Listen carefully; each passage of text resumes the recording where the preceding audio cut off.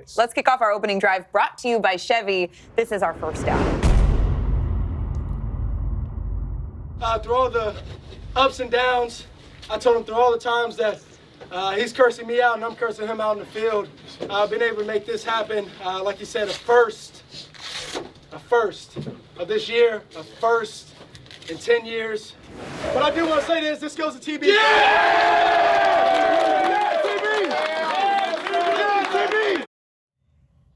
It's been a while since we've seen a happy locker room club dub. Guys, I'm going to read you some numbers because I think these are very jaw-dropping, Yes. okay? This snapped the Bears' 10-game losing streak. Their last road win on a Sunday prior to yesterday was 1,106 days ago. It was December 26th at Seattle. Their last win against the Packers, 2,212 days ago. Their last win in Green Bay, 3,328 days ago, and their last win was the finale against the Packers 14,994 days ago. I mean, you look at that, and it's like, what has been going on Well, here? so many of those days were so long because they were losses to the Packers, and that winning streak that the Packers had over the Bears was like something you didn't know they could ever overcome. It included the Aaron Rodgers, I own you comments to everything else in between. The Bears hadn't beaten the Packers since 2018.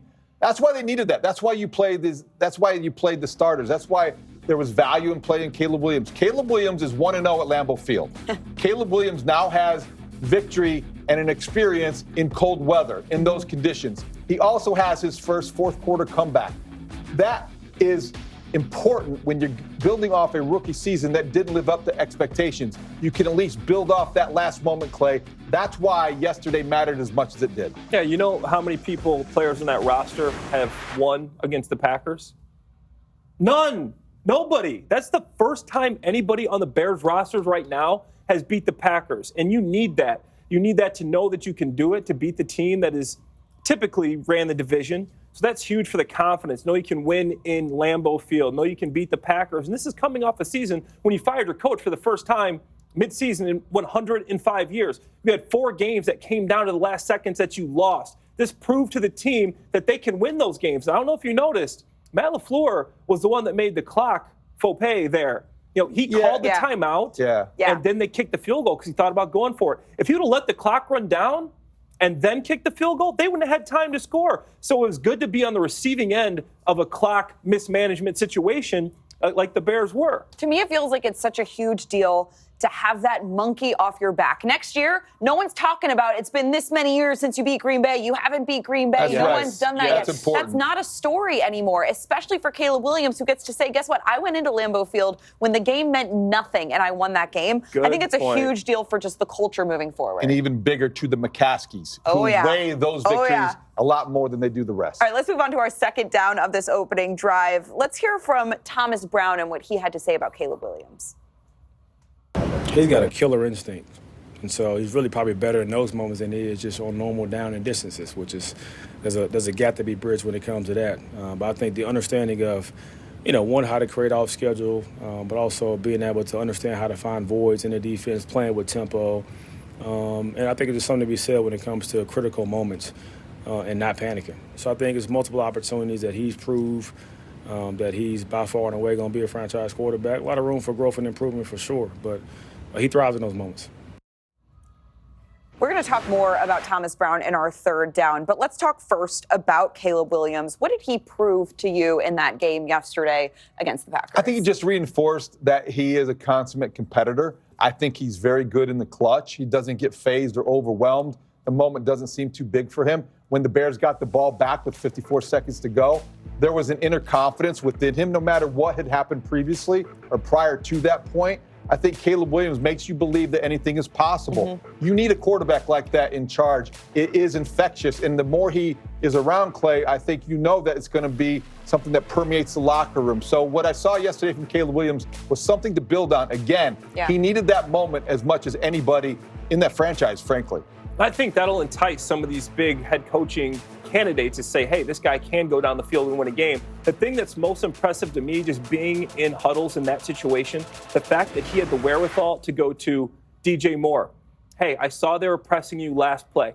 if after the timeout they come back and they have an outside leverage, you run a glance route, which is basically a deep post. If they're pressing you, you run the vertical route. We're going to get up, we're going to get down, we're going to spike the ball, we're going to kick the field goal. He had the wherewithal to do that as a rookie quarterback. I've seen veterans that don't have that, and he did it. He got everybody up to the line in time to kick the game-winning field goal. So impressed by that. And also the confidence after failing in those situations so many times before the season to think, okay, this time we're going to get it right. Yeah. To me, what yesterday taught all of us, I think, it's more important what it taught the guys that are in the locker room. There's a belief now in Caleb Williams that he has it in him. He has that clutch gene. Right. And there's going to be so much carryover from this roster into next season that I think for the whole group, for DJ Moore, for Cole Kmet, for those types of players, for the defense, for a Kevin Byard or for Tremaine Edmonds to see that Caleb Williams can lead this team down the field when the game is on the line and set up a game-winning field goal. I think there's a huge benefit to know that you have a quarterback that can do it. Ryan Poles said, do the special. He did the special.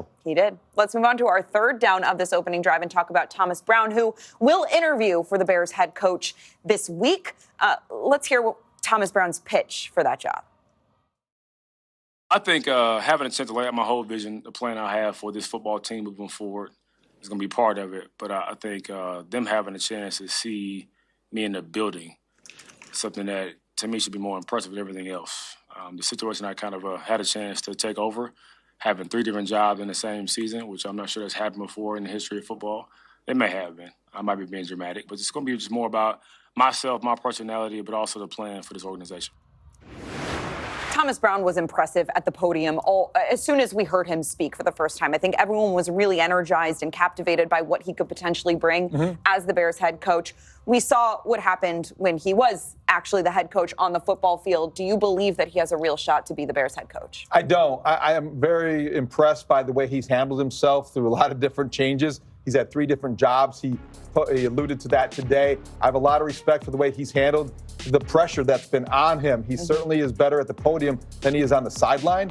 He was 1-4, and there were some late game decisions that I think raised a few eyebrows. There were also some in-game decisions, like the decision to go for 2 and then kick the PAT, that defied logic. So I don't want to conflate this into, boy, he did a great job. He was 1-4, and there were some flaws that were exposed on game day. But between Monday and Saturday, he was a heck of a coach, Clay, because I think that he held people accountable and he coached Caleb Williams tough. And I think that's what Caleb Williams needed. Absolutely. And I think this isn't a popular opinion, but I think the Bears could do much worse than Thomas Brown. He's a guy that talked about confrontation and people lacking the courage to have these tough conversations. I love that. I think he has the right mentality, the right mindset. He was put in almost an untenable situation coming into the season as a pass game coordinator. But the one thing I will say, as a single man, if I'm able to find someone that loves me as much as Thomas Brown loves a wide receiver quick screen, I will be a very happy and lucky man.